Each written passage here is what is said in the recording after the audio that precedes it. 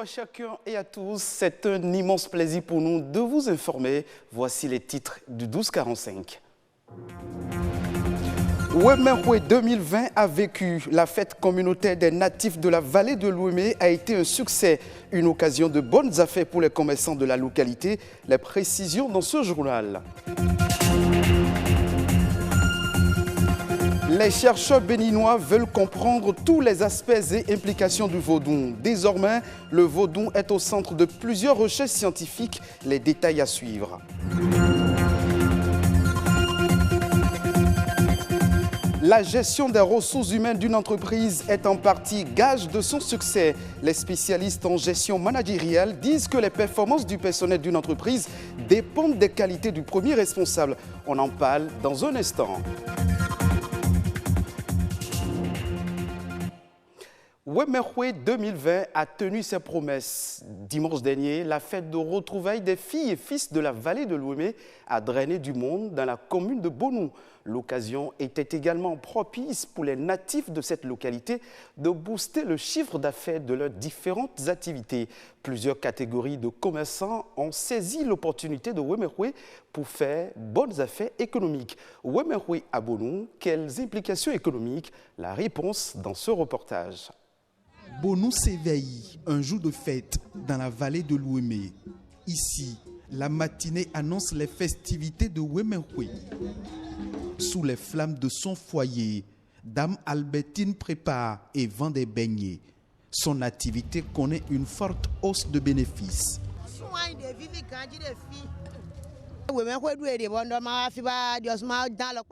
C'est Wemehwe et je profite pour faire un bon chiffre d'affaires. J'ai déjà fait un bénéfice de 1500 francs en 2 heures d'horloge. Les clients viennent acheter et je rends grâce à Dieu. Chez le tenancier de la cafétéria, c'est l'instant petit déjeuner. Un bon moment de bonnes affaires pour Symphorien. Quand les gens viennent ici, là, les gens demandent ombilette, thé, café, Milo. J'ai déjà vendu jusqu'à 10 000 comme ça. Ici, Yvette a quitté un autre village de la vallée pour venir vendre à Bonou ces 2 variétés de bouillie. La bouillie faite à base de mil et celle enrichie de soja. Elle est certaine de faire beaucoup de bénéfices. Je peux réaliser un bénéfice de 2500 francs sur la bouillie de soja et 2000 francs sur la bouillie faite à base de mil. Je suis très contente. Si je peux à chaque fois participer à Wemehwe, ça me fera du bien. En début d'après-midi, d'autres commerçants s'installent pour aussi faire couler leurs marchandises. Zachary vend quelques régimes de palmes et de bananes. Ceci, nous en sommes les producteurs. À l'occasion de Wemehwe, nous avons décidé de vendre quelques régimes de bananes et de palmes. Ce régime de bananes est vendu à 1000 francs et ce tas de noix de palme est cédé à 300 francs. Les vendeurs de la viande de porc orchestrent également la symphonie de la viande grillée. À mesure que les consommateurs défilent entre midi et 2, ce commerçant a déjà une idée de ses premiers bénéfices. Quand nous célébrons Wemehwe, il doit y avoir de la viande de porc. C'est ça la fête. À l'heure où je vous parle, j'ai déjà fait un bénéfice de 50 000 francs. Plus qu'une fête de retrouvailles des enfants de la vallée de l'Ouémé, Wemehwe 2020 à Bonou offre une valeur ajoutée à l'économie locale. Tout ce qui se brasse ici maintenant, c'est de l'économie. C'est le développement local même ça. Un développement local qui s'est enrichi le temps d'une fête grâce à l'apport de ces différents acteurs du tissu économique local. Le vaudou, au-delà de son aspect festif et religieux, les religions endogènes font désormais objet de recherches scientifiques. Depuis des années, des enseignants d'université du Bénin y travaillent et forment même des étudiants en boologie. La boologie, une science d'inspiration béninoise consacrée à l'étude approfondie du vaudou. De quoi retourne cette science? François Issou, Stanislas Nekpon ont cherché à en savoir davantage. Dans ce laboratoire d'études, Des universitaires font depuis plusieurs années des recherches sur le vaudou et ses composantes. Guy Landry Kitibi, membre de ce centre, est secrétaire administratif. Nombreux sont les travaux de leurs recherches qui ont débouché sur des résultats édifiants. Nous accompagnons donc les docteurs qui ont soutenu leur thèse à mettre à la disposition du public le fruit de leurs travaux de recherche. Eh bien, avec la participation du laboratoire, le directeur scientifique a bien voulu mettre à la disposition des étudiants tous ces travaux-là et qui, en réalité, se présentent sous forme de livres. Et ça, c'est la revue Djogbe. Notre première revue, en réalité, au sein du laboratoire, qui porte le nom Djogbe. C'est une revue publiée en 2018 avec la participation de plusieurs personnes ressources dont les noms sont cités à la page de couverture. Selon les chercheurs, le vaudou est une pensée scientifique. Sur cette réalité culturelle, ils travaillent en vue d'en tirer des variables scientifiques et manipulables. Nous avons compris que Obo est le 3e degré de Fa et de vaudou. Vous voyez, donc ça voudrait dire que sous couvert de cette pensée sur le beau que nous avons appelé boologie, science de la théorie du beau, on va requérir les paradigmes de Ofa. Ofa est un paradigme, c'est-à-dire que c'est un ensemble d'idées qu'on peut utiliser, n'est-ce pas, pour comprendre la société, transformer la société. Et aussi vaudou, c'est aussi le paradigme de l'énergie. Vous avez, et qu'on peut utiliser pour fabriquer des armes aussi, pour fabriquer des fusées, pour fabriquer des industries, des moteurs. Et là, il faut développer ça à l'université et chercher maintenant à associer les utilisateurs dans des laboratoires. C'est pourquoi nous sommes d'accord que c'est la scientisation du vaudou.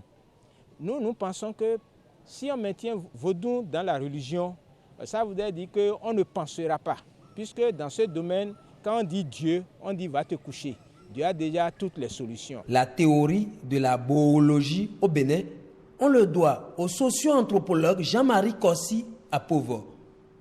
Dans cet amphi, on expose aux étudiants les travaux de recherche de cet ancien professeur de philosophie à l'université d'Abomey-Calavi, ainsi que les œuvres de ses successeurs.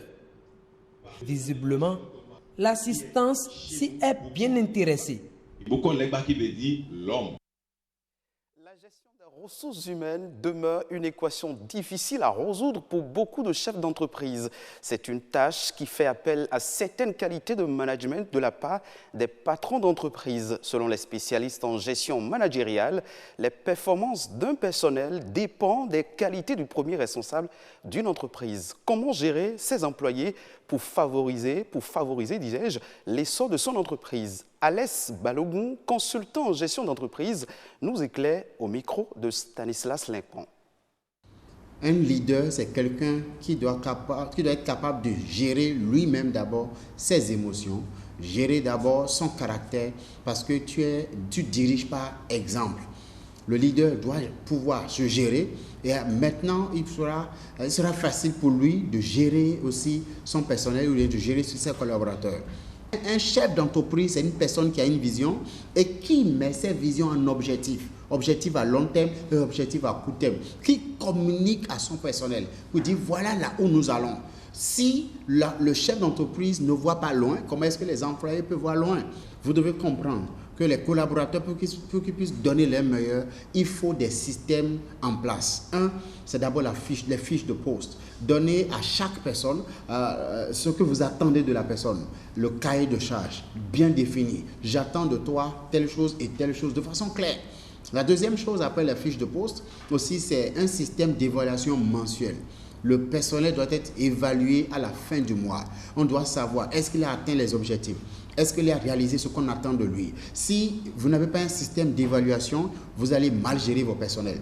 Parce que le système d'évaluation permet au personnel ou aux collaborateurs de savoir j'ai mal travaillé, je n'ai pas bien travaillé ce mois, je n'ai pas eu la note qu'il faut. Et une autre chose aussi, c'est que vous devez avoir une vision claire. une vision à long terme, une vision qui inspire les collaborateurs. Et il ne faut pas juste donner des ordres aux gens, donner des instructions. Toi, fais ça, toi, fais ça. Le chef d'entreprise aussi doit comprendre que le langage est capital. Il y a des choses qu'on ne peut pas dire. Il y a des choses qu'on veut dire aussi qu'on doit savoir comment le dire. L'objectif, ce n'est pas s'exprimer. L'objectif, c'est atteindre un résultat. Donc, il ne faut pas dire « je dis ça parce que je suis l'employeur ». Vous n'êtes pas l'employeur. Vous êtes aussi employé par l'entreprise. L'entreprise est l'employeur de tout le monde. Celui qui est le promoteur ou le chef d'entreprise, il est aussi employé. De nos frontières, au Sénégal, une nouvelle convention de partenariat visant à former de jeunes Sénégalais en agriculture est mise en œuvre. Le Conseil national de sécurité alimentaire du Sénégal et l'Institut Brésil-Afrique ont signé le dit document. L'initiative permettra aux agriculteurs sénégalais sélectionnés pour le programme de bénéficier de l'expertise du Brésil, l'une des plus grandes puissances agricoles mondiales. Le démarrage de cette initiative est prévu pour mars 2020. Aujourd'hui, l'agriculture sénégalaise est en pleine croissance, même si les résultats restent encore en deçà du potentiel du pays. Le secteur agricole représente 16% du PIB et emploie près de la moitié de la population active. En 2020, près de 5 millions d'enfants auront besoin d'une aide alimentaire dans la région du Sahel. C'est ce qu'a annoncé le Fonds des Nations Unies pour l'enfance UNICEF dans un communiqué publié cette semaine. Ce chiffre est en hausse de 16,2% par rapport aux 4,3 millions d'enfants en situation de besoin humanitaire en 2019. Cette augmentation est due, entre autres, à une résurgence des violences dans le Sahel qui cible les civils et les enfants. Le Burkina Faso et le Niger sont les autres principaux États touchés par le phénomène. Ce sera tout pour le 12h45 de ce mercredi 29 janvier 2020. Merci de nous avoir suivis.